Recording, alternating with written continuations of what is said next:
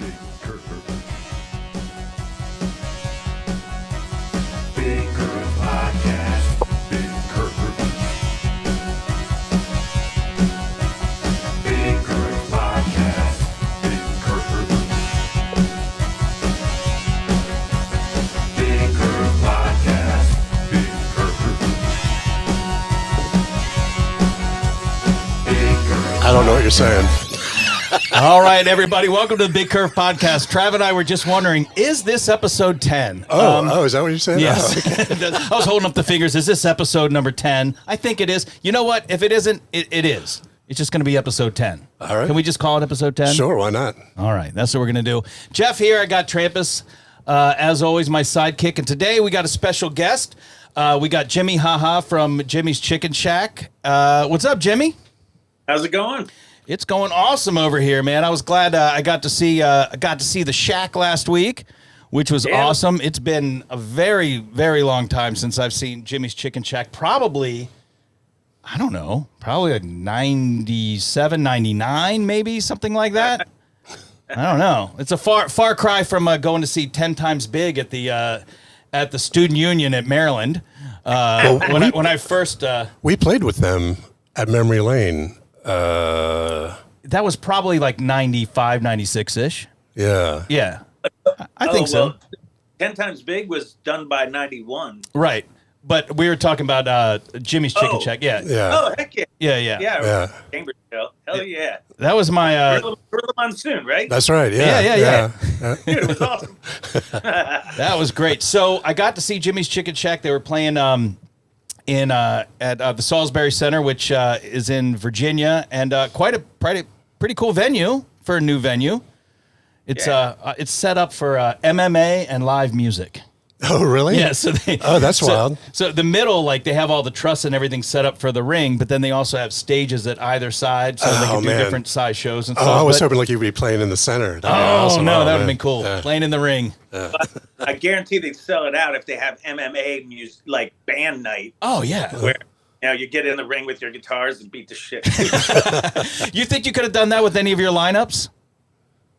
I've never been in a fight in my life. I'd be out the first swing. Oh, so one of the main reasons I wanted to bring you on is over the past 2 years, for the new Jimmy's Chicken Shack album called Seconds, you did a Indiegogo fundraising for it. Is that right? Yeah.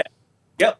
And you were able to do the record. You were able to get it recorded where you wanted to, with who you wanted to. You were able to get some videos out of it. What made you want to go that route? I did a campaign with them probably in 2016 when I did a solo record under the name Mend the Hollow. And, Mend the Hollow, right? It was cool. It seemed, I just want stuff to be easy. Yeah. So easy, you set it up. I watched a couple things and read a couple articles about how to approach doing those campaigns and like making the video and doing the ask, and then also how you kind of try to structure the perks and stuff. So it just seemed fairly easy. I mean, the fulfillment is tricky depending on what you try to offer up as like the perks for it. But it's what the cool thing was, I never wanted to do crowdfunding, but my manager totally convinced me. He's like, you're not taking charity. You're basically pre-selling stuff and you're giving them goods. And I'm like, all right, well, that makes sense. Yeah, that's all it is. You did CDs and vinyl. Is that what some of the perks were? For Chicken Shack's record, we did that. Then you like lump in with a T-shirt, and then I think we do like rare demos. I did sold a few perks where I do actual paintings for people, right? And then all that stuff below that, and we actually had a couple people do the house concerts, which we still have to fulfill. But 2-3 years later, it's wild how you can get inundated with all this stuff and trying to kind of get it all together. But I mean, stuff like the vinyl, I mean, that's something special for people because, they're going to, they know that they're putting it in. They're basically, like you said, they're prepaying for it. They get to be a part of the process, and then they get the record first. And it seems like that was one of the perks that a lot of people went for, right? The vinyl, is that one? Yeah, and people got the downloads first, and then some people actually got to their name, and the credits on the record, because I mean, basically, the cool part about it is I think if people really are a fan of the band, they're coming in on the ground floor and like being there for the whole production. So, when we started it, I think it was 2021, and it was the spring, and that we did the campaign. And by the summer, we were in the studio. And so, we were posting up stuff about in the studio in Cleveland. We spent 2 weeks there, and it was just fun because they could see the process. Some of the songwriting sessions we would do in our drummer studio. Yeah. They just feel like, they're helping people. I mean, they literally are helping you create a record that you wouldn't be able to without them. So that's the coolest thing, really. Yeah, that was awesome. I mean, and you guys, you shared a lot of it to everybody while it was going on. Like I saw you guys in the studio. I even saw pictures and videos of you shipping all the records out to the people that were in there. So it was really cool to watch that and to see it. And I think that was awesome. So do you think that, do you look back on and be like, okay, that was a good decision. I'm glad now the record's out. Is that something you would do again, you think, or? Totally. I mean, the cool thing is with like I know that some of the crowdfunding or crowdsourcing things that, have to hit a certain goal. With Indiegogo, I chose it because you didn't have to hit a certain goal. Right. And you can also keep the campaign longer. And so for both of those records, I kept them longer. And I mean, we raised a lot of money. It really made a difference. But the thing is, you could do it on any level. So it's not have to, if you don't need to raise $10, $20, $30,000, you don't need to, you just do it and it. But I mean, I just think it's a cool, like my friend just did one for a comic book he's doing, and he overshot his goal by twice the amount, which is awesome. And that's what we did pretty much every time we did it. And so, yeah, I'll totally do it again. It makes perfect sense to do it, That's great. And when did Seconds officially release? Like, when did you? Right. It's complicated. Yeah. I mean, it's a cloud release because, at this point, the way the music industry is, it's all about singles, and because of streaming, so my manager put it this way: he's like, in the 1970s, 70,000 records came out in a year. Yeah. Over 100,000 songs were uploaded to Spotify today. Yes. So it's over 100,000 songs get uploaded to Spotify. So basically, you put a whole record up on the streaming things, and it's done. I mean, the life of it is, it's there, and hopefully you promote it and you get some traction. But if you spread it out, do one song at a time, it just apparently keeps. I don't know. It feeds the fucking algorithm. So right now you have the one single, right? Right. From the record. Yeah, right. I think we put out. We've done a few videos. We put out officially one single and did a little bit of a radio promotion with that from some of the money that we raised. Right. And then we just moved into a second single and the second video. But the first video that we did, we put out there anyway, just for people to have. It's the first song off the record. Right. But yeah, I mean, we're slowly putting it out there. And I think, hopefully soon we'll just release the whole damn thing. Because, I mean, you can get the whole thing on Bandcamp, right, which is cool. I mean, that's the site, man. Yeah. Bandcamp is just badass. If we sell a record, we get way more than we ever sold a record anywhere else. Yeah. And that's, that's what we try to do, at our label for our bands. We're just like, sell it through us or sell it through Bandcamp, because you're going to make you're going to get the money right back. And it moves quickly. I mean, Bandcamp, they take a cut, but they're only taking a cut from what you sold and not what's sitting in your basement, right? So it's. I mean, if you sell a $10 record and you get $8, I would challenge you to find a better deal anywhere on the planet. Right. It's pretty cool. So I mean, I couldn't even do that when I ran a record label and sold my own records on record label. Yeah, it's a good site, man. I like it, and it's their discoverability is awesome too. I like it a lot. I know. A lot of the bands on our label sell like event tickets through there, which is one thing that I'm like, I'd rather you sell them through somewhere else, because that cut off a concert ticket is a little different. Oh, I didn't even know they did that. Well, I mean, everybody's hustling. Well, hey, yeah, absolutely, man, absolutely. So after you release a couple singles, eventually the record will be out. But right now you can find the whole thing, Seconds, on Bandcamp. And it's a great record, and I know you're playing a lot of those songs live now, and it seemed to me everybody knew them. They knew the new stuff, and that's the hard egg to crack. That's the one that no one can get past is, hey, we're going to do a couple ones from our new record, you know, especially a band that's been around 25 years or so like you guys. You know, that's usually the time that people are like, okay, well, I'm going to get a beer. But no, the crowd there, they knew the new stuff. They went for it. It was fucking awesome to see. And the fact that you did that through crowdfunding was awesome. Are you we're faking it live.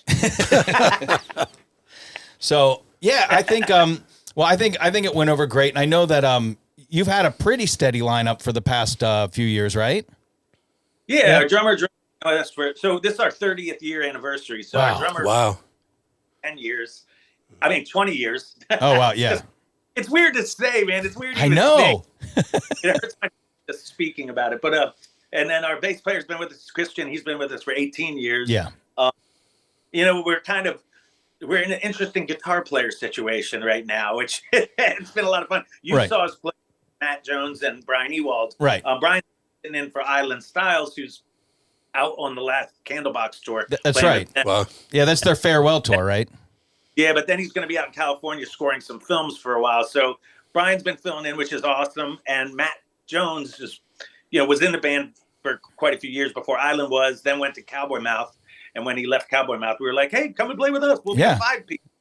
So, you know, it's kind of been back and forth. And we're actually doing a tour soon. In the next couple months, we're starting a tour out west with some friends. And we have Charles Cavusi is going to actually be playing guitar with us. That's awesome. Oh, wow. So, yeah, well, that's interesting, man. I'll tell you what, man, there was a lot of beautiful PRSs on stage the other night. Seriously, man, those were some, I mean, my kid was drooling not only over the band, but looking at those guitars. He's like, are they sponsored by PRS? What's going on up here? Except for my guitar, if he looked closely at mine. I mean, well, he was standing on stage left, and he kept saying, he was like, man, are they sponsored by PRS and Vans? Because there's a lot of PRS and a lot of Vans that don't look like they were ever worn before. He was like, they got to be sponsored, right? Well, Brian, I know Brian and I both worked at PRS at one point, and all three of us are sponsored by him. So yeah. But my guitar looks like a overused mop compared to theirs. Then mine is not an enviable looking guitar. Yeah, but I mean it sounded great. There was a couple sound issues that I mean Jimmy's amp was just turning off. Like just turning off. It was the power. So the power was just getting sucked. And what's funny was our sound guy didn't even necessarily notice. He was like, "Hey, really?" It was coming through, through the system, and I was like, "It was," but yeah, it was just squashing. So the light would fade out, and it was just we were drawing power from the same place, and I'm like, something's messed up, and thankfully they fixed it because that would have been distracting. With my band, we were playing last year. We were playing with fucking Jackal, and they had all their stuff on stage. And I mean, it was like they were playing in an arena, but we were at Tally Ho Theater, right? So once they had all their stuff plugged in, and we were sound checking, like all of our shit just kept turning off and not working. And there was radio signals coming through our guitars, and we're like, what the fuck? And then you look at their equipment, and it's just like, all right, it's a Jackal thing. It might be their chainsaw.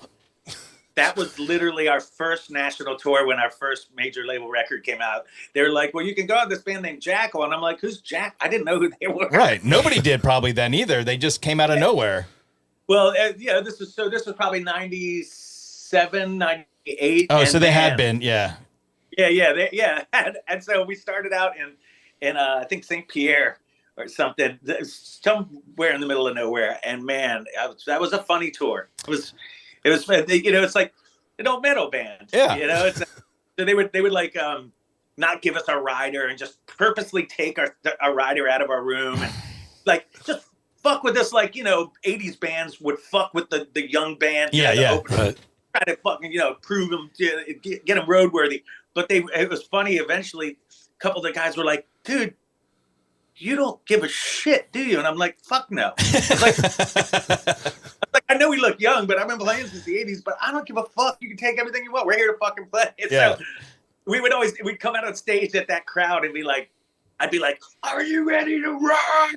And everybody, typical thing you do. So everybody would scream, and I'd be like, well, you're gonna have to wait for a few minutes because we're about to play our set, and the entire audience would kind of like collectively look like the dog going, what? Huh? Wait, you know rock? You know gun rock? It was always fun. That was a really fun. We had a blast with them. They're funny guys, dude. Dude, they've I guess fully become a biker band. I guess because of all the Sturgis stuff. I think the singer owned one of those bars up at the Sturgis thing, and we played with them at the Tally Ho, and I didn't know there was so many bikers on this side of the country because holy shit, there was a lot of red hats and a lot of really long ponytails, like down past the ass ponytails.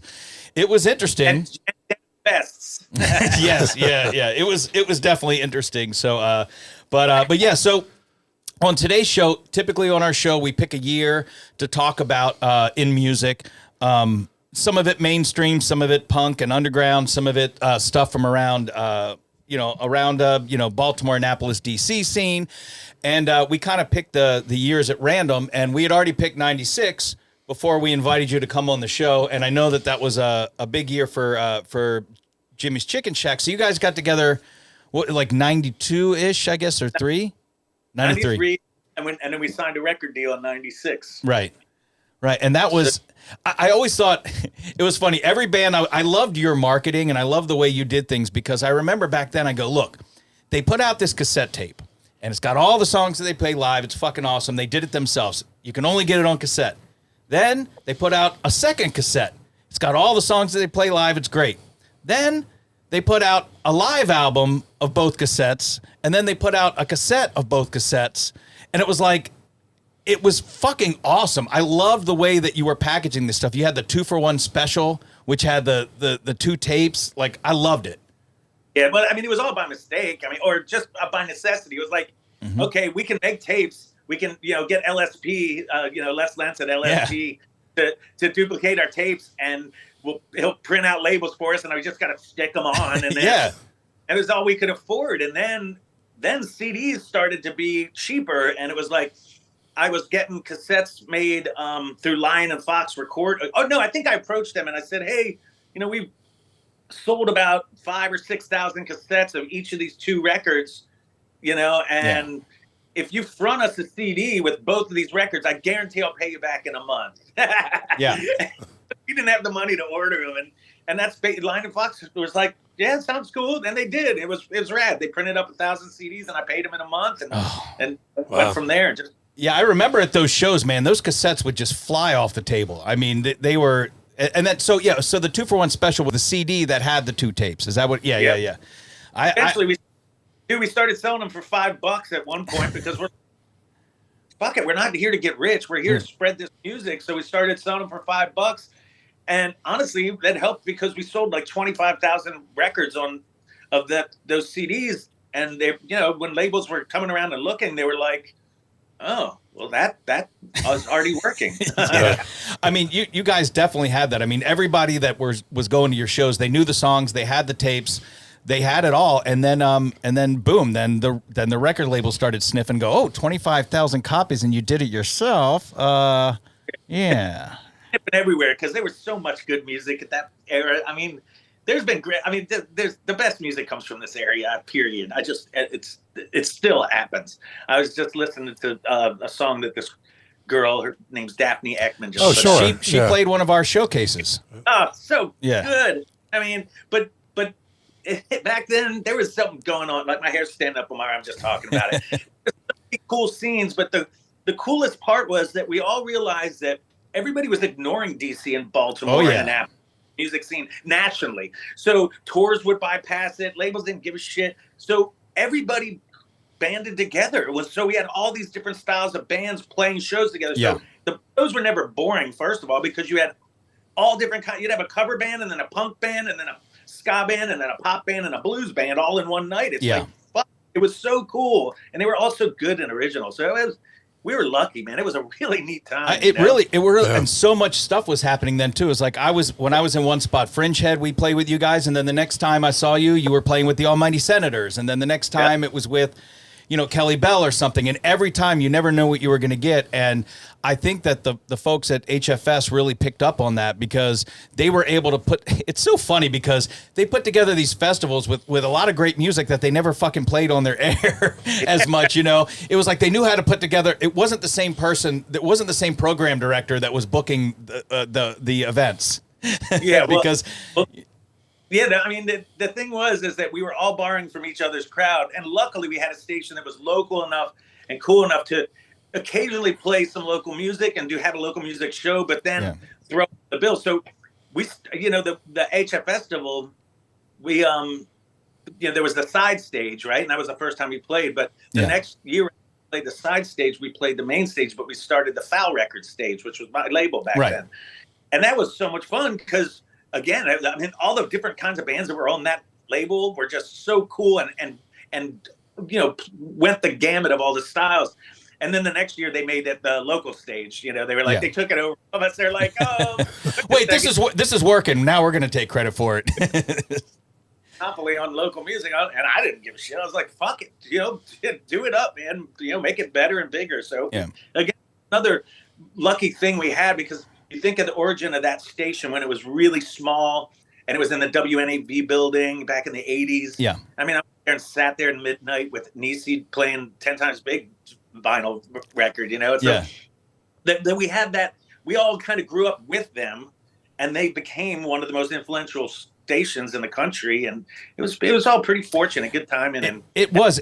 And especially Nisi. I remember when Tribal Voice put out our CD in like 93 or 94. I literally went to the station, went up the elevator, went right up, and she was walking around during her shift. And I was like, hey, you want to give this a listen? And she was like, okay, whatever. And then I went home that night, and 2 hours later, there it was. She just played it. It was like she knew that we were local. Maybe she had heard of the name. I don't know. But she just played it.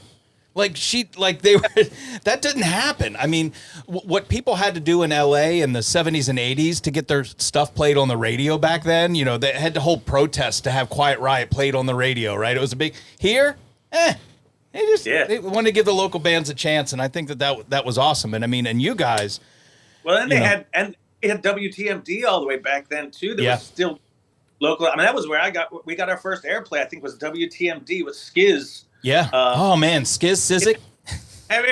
So he had his show, and we were like, dude, we pulled over, and we're like, that's our song, and it was just so rad. Yeah. I mean, it was like, wow, you mean we might be able to do this kind of a thing, Yeah, absolutely, man. And it's crazy because I know, radio in America is. I don't know, it's kind of dead. I know overseas, it's still really rocking. I know that people still are going right to the FM dial and they're listening to a lot of radio out there, and the DJs and everybody out there, it's just different. And over here, it seems, the pop stations out here and the top 40 stations, I know like Sirius XM has Hits One, and that's their hit station, right? My kids listen to it and shit. They're now almost a quarter country. Like they've added in country to the nation's pop music. And I'm like, man, you're putting country in there, huh? Like, I mean, no, it's not my thing, but it's our whole lives. It's always been country was over here and everything else was over here. And country had their own award show. They had their own music stations. Like they're not going to play pop music on their station. But it's becoming, Well, then there's hip hop country, which is just even more music. But it all makes sense though if you think about it. I mean, so we, alternative music and rock music at a certain moment created this massive genre. And it was stretched across a lot of ways, and it changed the face of music. And then it got homogenized. People glommed onto it. They saw the money, they smelled the money, and they squeezed the hell out of it until it was strangled. But what really killed it was, once you could download stuff for free, who the computers with the fastest connections? It was college kids. It was college kids who had good computers, good fast connections, or people with money and that liked alternative music. And so basically sales ended up just tanking, and they took the rock charts out of Billboard because there were no record sales anymore. But the sales that went up were country, hip hop, and pop, and it's because little kids didn't maybe know how to download stuff right. At that So they were still point. buying. They were still buying. Exactly, or like in the inner city or wherever, hip hop fans didn't have fast computer. Not everybody had that knowledge of it. It was a very college age thing. Yeah, and it happened, man. It was and country stuff. It was like no, so that stuff went up and blew up in the charts, and the rock chart just disappeared. But I'll tell you something really interesting. My manager sent me an article a few months ago, and it was how people get their music these days. right. So, pop and country and hip hop and all those typically streaming, TikTok, all those kinds of, that's where they find their new music. Right. Right. Rock and roll, the only genre that said these were the main ways they got their music. One was radio. That was the first. Second was CDs. And third was LPs. So everything else, the top three, the way people find their new rock music wasn't streaming at all. Wasn't any of the platforms. It was literally old school ways, right, like radio, CDs, and LPs. So it was interesting to find that out.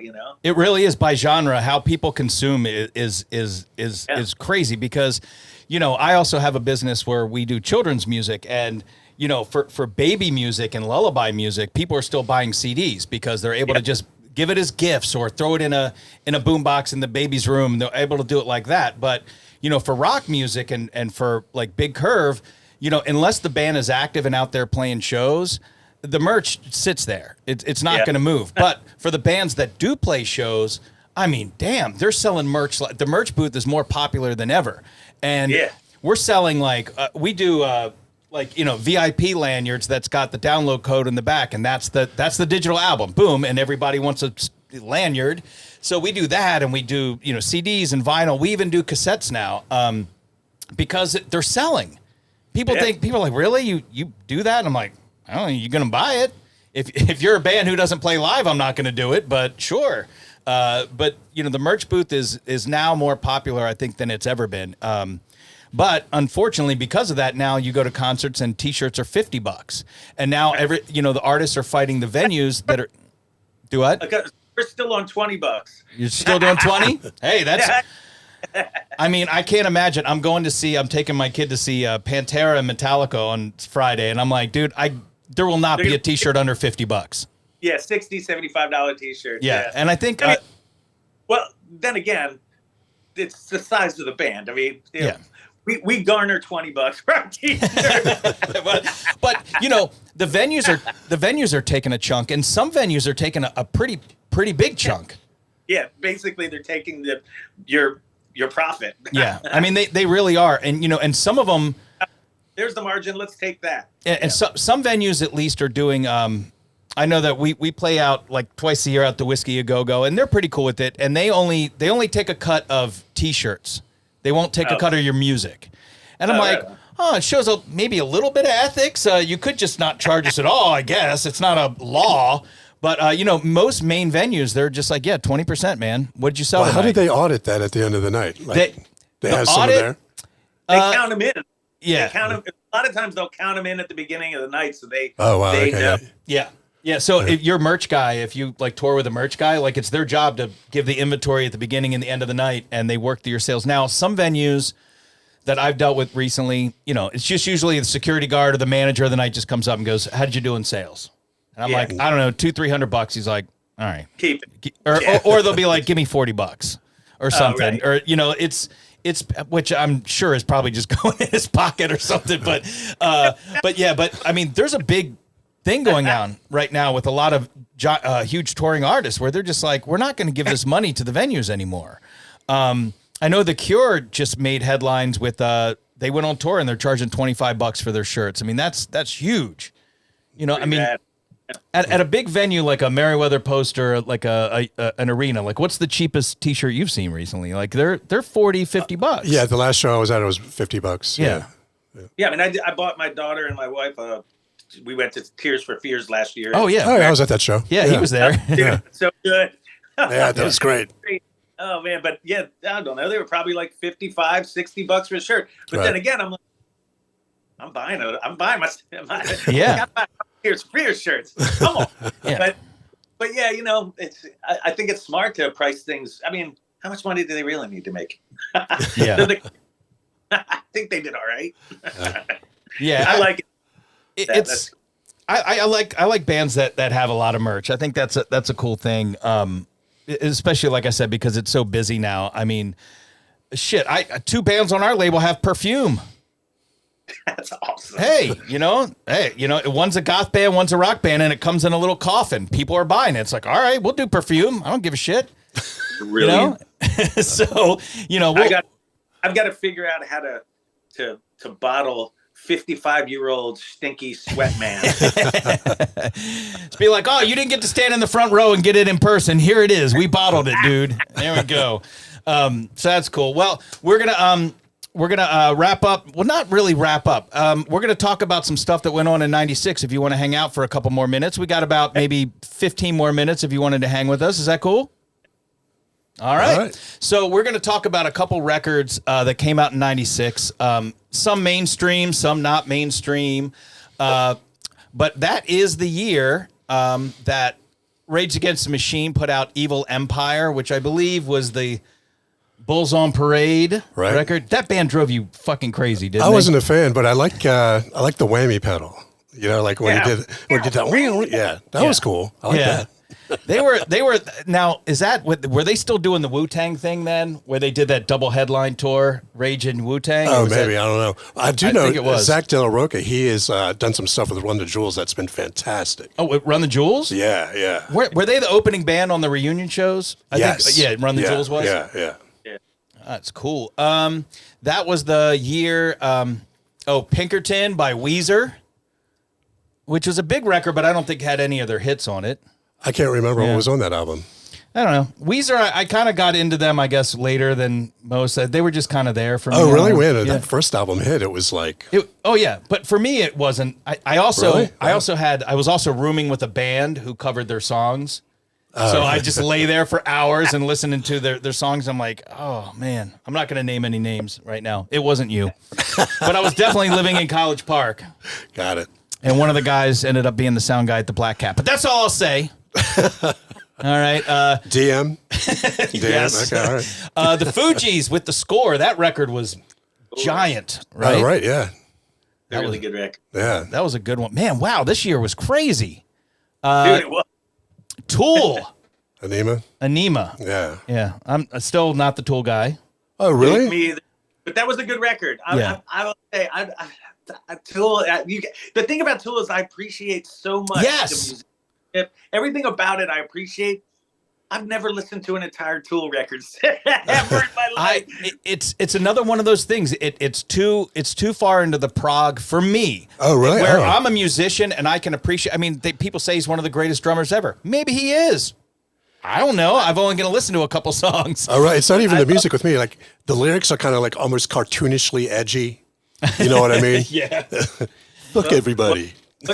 Was it? I don't know when. I mean, King Crimson. Yes. Discipline. Oh, great. Record. I can listen to that One of the best. Thousands of times. Yeah. You know what I mean? Yeah, absolutely. So I like some prog rock. I don't know what it is. Maybe it's just like dark to be dark or something. I don't know. Yeah. Well, you said it. It's like the lyrics are even cartoonish almost. Yeah. But I mean, it made a pretty big impact. I mean, I know. I think I saw them at one of the Lollapaloozas and was just like, all right, it's Tool. Like, I don't know. I wasn't as excited as most people were.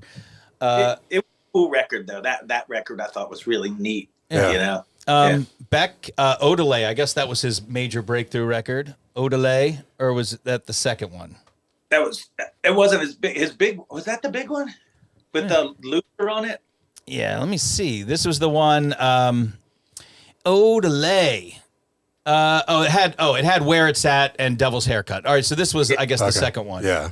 But yeah, he was big for a while there, man. His best record is Sea Change. Okay. Is that what it is? I don't know. Not sure. Search. You got a computer? Yeah. Search.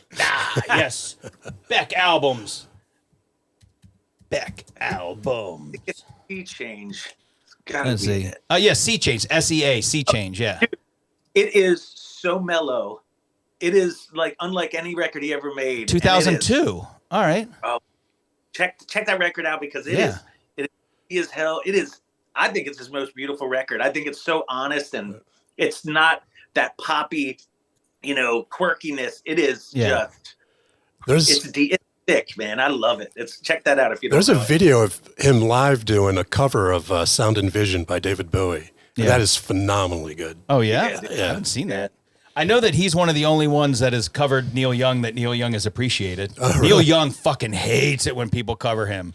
But he apparently Beck did I don't know, maybe it was he did something for some company. I don't remember, but he definitely covered it. And that was Sublime. That record came out, and that was right after the guy died, right? I think this record came out afterwards, right? I think so. But whenever I think of Sublime, I think of your quote. What did I say? You said no one gave a shit about that band until that dude died. Well, come on, man. Well, the reason I said that, wait, hold on. There's a little backup here.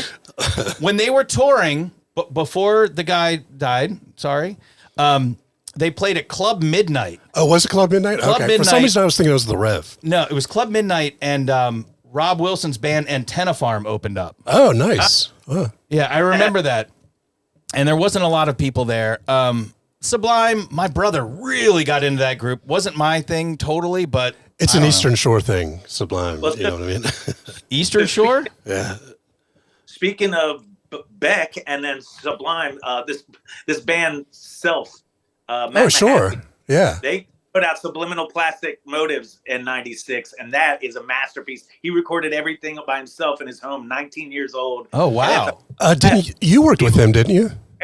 Yeah, I co-wrote a couple things with him. He produced a couple songs for us, like for demos. We took them out on tour, but he was on Beck's tour. He was playing like spoons and all kinds of different. Oh, wow. Oh, that's cool. Yeah, he did an album that was nothing but like toy instruments. Right? Well, that was Gizmodgery, and they were collecting those toy instruments while they were on tour with us for the Breakfast with Girls album. Oh. And then they did Gizmodgery, and it has the best cover I've ever heard of anything in my life. It's What a Fool Believes by Doobie Brothers. Oh, wow. But it's all instruments, and it is fucking magic. I gotta check that out, man. That sounds really awesome. Yeah, it was way before the Jimmy Fallon thing. He does soundtracks and stuff. I mean, he makes the Shrek soundtracks, and he works for DreamWorks and Disney. Oh, wow. And all. Jeez. He also, funny thing is, he wrote the best jingle ever and got paid for the shortest jingle ever. Expedia.com. Oh my God, that's him? .com. You made more money in 2 seconds than you made in your entire career. Oh my God, that's amazing. We got Ghostface Killah did Iron Man. I know that was long awaited for the fans of Wu-Tang for Ghostface Killah's first solo record. We have No Code by Pearl Jam, which I could name you no songs from that. I'm trying to think when did everyone fall out of Pearl Jam? I think so. They put out their 10, and then the next one was Versus, I think. Right. And then I remember liking that one a lot. Then I think it was the next, which probably was this, No Code. Maybe. Probably by then. You say people fell off, but I mean, they only got bigger and bigger. But are they only bigger and bigger from their original songs, or do you think they continued to sell, millions and millions of records? When did they stop making hits? Like when would, you know what I mean? Well, then that's what is a hit. I mean, Fish doesn't have a hit, do they? And they sell out everywhere. Yeah. So I don't know. I don't know if Pearl Jam became more of that. Is what I'm saying. Like the fans know it all, but you and I could be like, I don't know, Jeremy Alive. Right. What was that, Corduroy? I don't know. It was something from Versus. Don't call me daughter. That was maybe that was it. Maybe that was it. Yeah, that was probably it. That was probably around then. And then they also had what is it? One song. It was in my head, but it doesn't matter. And then, that was Marilyn Manson's Antichrist Superstar, which I said you said was a better book than it was an album. Oh, sure, yeah. His autobiography is hilarious. Yeah. I remember when that came out, and you're like, dude, this book is great. I'm like, really? You read that book? And you're like, dude, it's fucking awesome. Yeah. He's just an unabashed asshole. Oh, it's great. Like I've never read Gene Simmons' autobiography, but I'm sure it's just as good. You had De La Soul did Stakes is High. Again, I loved De La Soul. Yes. Prince Paul stuff. It just got to a point when it wasn't Really? It didn't hit for me anymore after a while with De La. Really? Yeah. Wow. No, I loved it all, man. Yeah. I loved it all. You had, I think Tupac put out a double album that year, which was the first rap double album, but that's also the year he got shot. Yeah. Yeah, so that was a pretty big thing. I wasn't. Puffy killed him. Puffy killed him. Puffy killed him, saying it. He's saying it right here. Saying it. Right here, live on recording. Puffy killed Tupac. Oh, dude, Cool Keith, Dr. Octagonacologist. Oh, hell yeah. Yes. Hell yeah. What was that? Half shark, alligator, half man. That's what that was? Yeah. I mean, Keith. Cool Keith, man, that was awesome. I remember that. I mean, it was goof, and it was like, I'm not saying it was a genius record top to bottom, but man, I'd love to spin it. It's fun. Right. Yeah. That's fun. Fun beats. Yeah, it was fun. Let's see if I can kind of get through. You guys are, well, some people are going to fight me on this one, but the worst Alice in Chains record ever, MTV Unplugged. Well, yeah, I mean, what was the best album ever? Dirt by far. There's certain bands I don't like mellow versions of. There's just certain bands I'm not a fan of. Like, I like Alice in Chains for a certain thing. I love the groove. I love the, like, even now, even with the guy, I say the new singer, he's been in the band 15 years, right?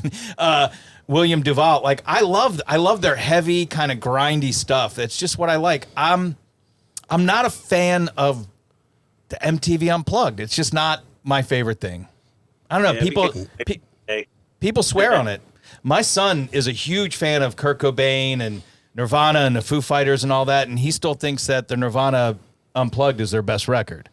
Oh, really? Yeah, and I'm just like, dude, he just, well, I said, nah, it's not. So, I mean, look. Bleach is their best record, period. Which one? Bleach? Oh, yeah. Yeah. Because they recorded it for $600 and it sounds like dog shit, but the songs are great. Yeah. It's so good.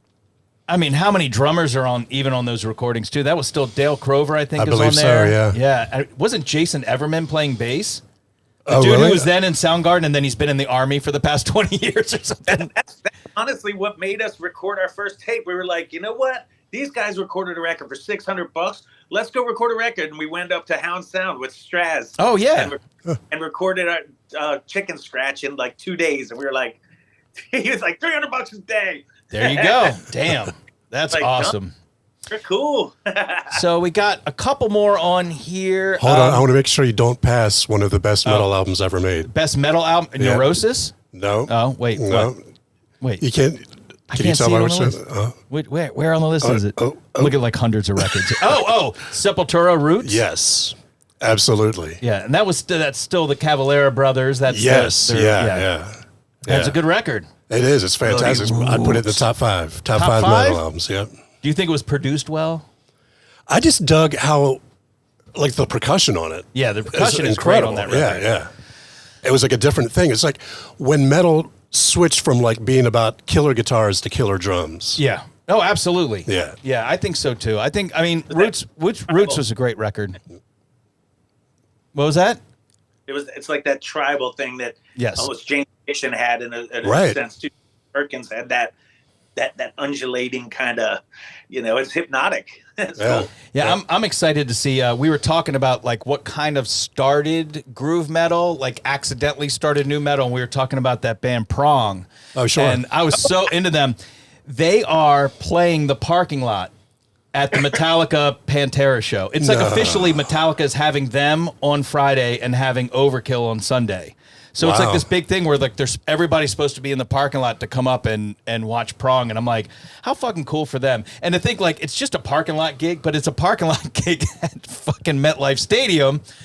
Man, I would go to that show just to go to see Prong. Dude, people talk. They're trying. People are figuring out how to get into the parking lot just to see that. Yeah.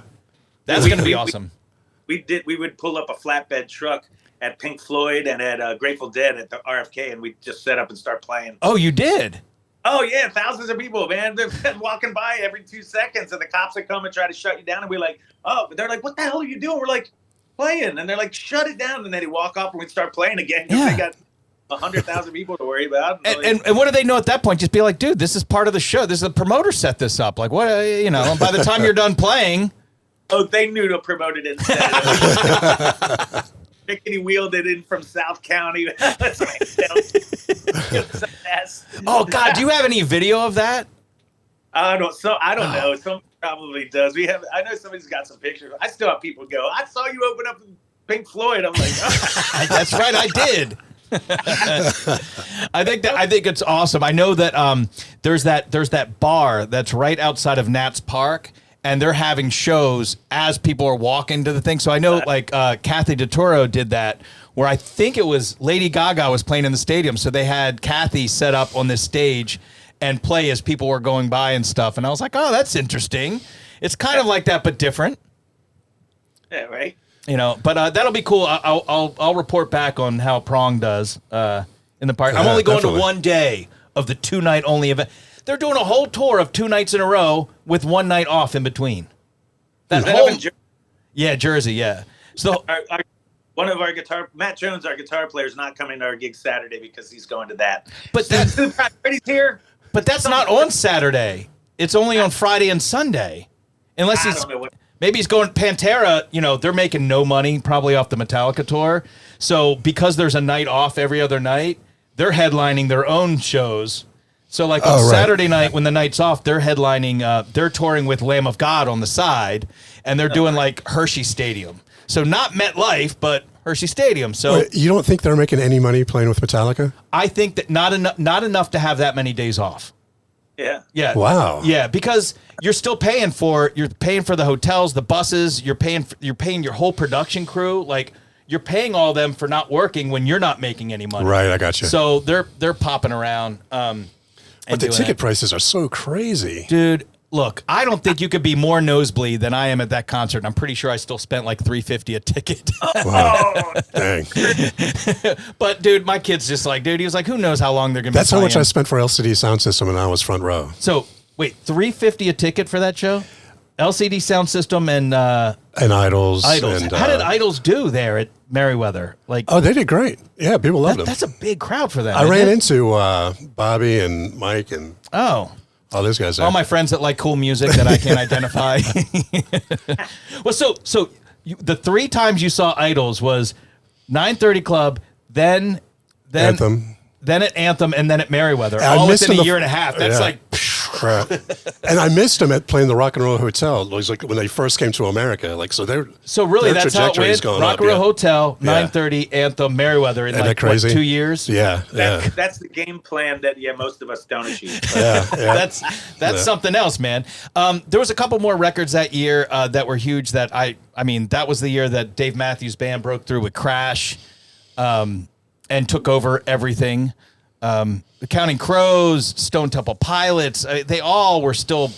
These are all the bands that I guess, got past grunge. Like these are the bands that went past that staple, got past Nirvana, right, ending, and all that kind of stuff. These are the bands that were coming around, and little did they know, a little less than a year later, they were going to turn on MTV and see Jimmie Haha.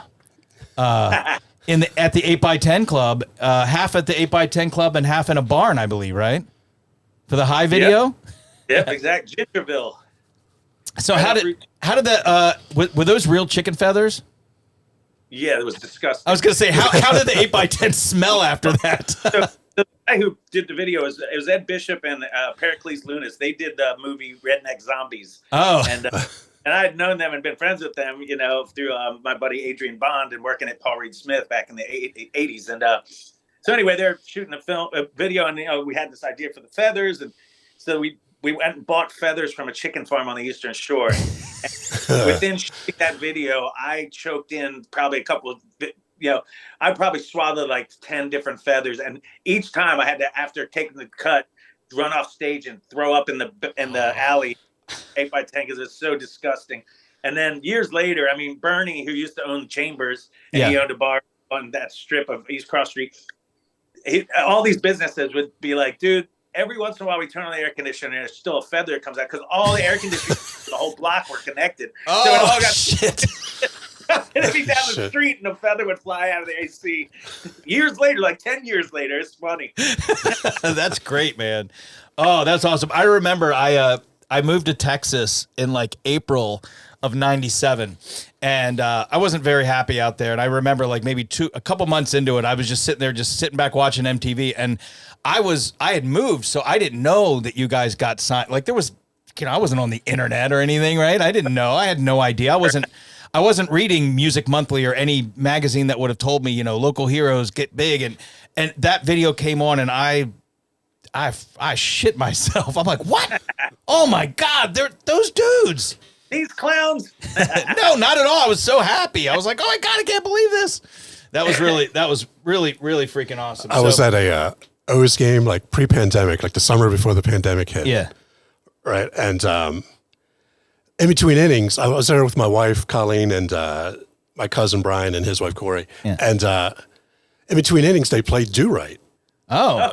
Right. And everyone gets up and they start dancing and everything. At the O's game? Yeah, at the O's game. And I'm like, a lot of times they would play it, and I love this about it. They would play that song when somebody made an error. oh, really? What do I do right? Well, the funny thing is like you're never going to dethrone like "We Are the Champions" or Seven Nation Army for like Right. It's like that march. But I just love that we are the quintessential song for sucking at sports. I mean, dude, I still get happy when I go to a Caps game and they're playing Clutch. I'm like, yes. Yep. I'm like, I mean, I know Clutch is huge, but I'm sure they're not just playing that at like rando NHL games around the country. Right. I doubt, unless the sound guy has good taste, right? But I didn't know that about the O's. I guess I just don't go to their games. Yeah. That's awesome. Like I looked at my cousin, I was like, I know this guy. Has that been happening for a while? Like, I know they played it. The people would always send me videos. Dude, somebody just made an error, and I put on this song. And then they'll play like dropping anchor at the Caps games and stuff. So yeah, it's cool. Oh. People every once in a while send it something from somewhere like, "Hey, listen to this." I was like, "Oh, cool." that's awesome, man. Yeah. That's really cool. All right, well, we are going to wrap up the episode. Thank you, Jimmy. Thank you so much for joining us, man. I think that we're all on that thing. We were all experiencing some things at the same time. So I think talking about that time was a perfect fit, I think. Yeah, it's good. Guys. Yeah, and we're big fans, obviously, of the local music scene. Big Curve, that's why we're called that, because we're all right here, D.C., Maryland, Virginia, and I don't know if you know this or not, but we're in the middle of re-releasing all of the shit albums. I know. So to me, Give Up and Quit is still the best punk rock record ever made by any band, and to me, it's a journey of just masterful songs and and it sounds so bad and it's so beautiful. It's fucking great. It's like trying to get the best copy I could of it because it was only ever released on cassette, and even the masters sound like shit. And Musical Warfare is one of the best songs ever written to me, dude. It's up there, man. And we convinced Mike Lackey to come out of hiding after like 30 years and do a set up at what's the wine bar? 49 West, is that right? Oh yeah. Oh, Yeah. I missed it. Yeah. I missed that either. I heard it was great. It was him, Daphne, and they played a song together. Ruben and Mark Colgrove from Nova Colosso and Dingleberry. It was a great show. I missed it. I was so bummed. Yeah, but he did. It's great. And then, of course, he disappeared again. Like we were in the middle of talking about him recording some new songs, and then, then the number, like everything, social, phone number, everything goes away. And then, 6 months later, he'll pop back up and be like, "Hey, Jeff. Hey, man. Hey, we're gonna do that record." And I'm just like, let me. But yeah. So Give Up and Quit. We released the first album is now digital, and we're getting ready to do it on CD as well. So I'm excited to get all that stuff out there. And the fun thing is now I'm getting it like on playlists and punk playlists around the world, and people are discovering it for the first time, and they're just like, "Whoa." Like what is, and I'm just like, man, it's, I kind of wanted to just get it out for myself and for their fans and for the people around here. Cause they, they never did too much. I mean, it's not like they did world tours, So cool. It was so cool to remix and remaster it and really pump it all up. Because I mean, it's a journey. Like you could hear Musical Warfare as a single, but the rest of that record, you have to hear it all together in line. There's a storyline to it. It's a movement. It's one piece, And to me, it's like it's perfect. I'd still want to. That's perfect. I mean, with me, "Don't Bury Me" is like is the jam. It's the jam. And I talked to him, and it's funny because that song's been covered many times by a couple different groups and all this, and I'm talking to Mike. I'm like, did you ever publish any of your stuff? Like, come on, man. Like we gotta get it out there. It's never been released. It's never been so that's why we started working on all that, because I'm just like, man, it's just gotta be out there. I mean, Mike went straight. Yeah, if you weren't at one of their shows in the early 90s or have a friend that was at one of their shows in the early 90s, you don't have their records. I got kicked out of a house party because I put footprints on the ceiling and threw my beer bottle out the window of someone's bedroom. They were playing in the house. I got kicked out of a punk rock party, and I'm not the most punk rock dude in the world. All right, dude. Well, we'd love to have you come back on sometime. We can't wait for the whole record to come out streaming, but right now you can check it out, Jimmy's Chicken Shack on Bandcamp.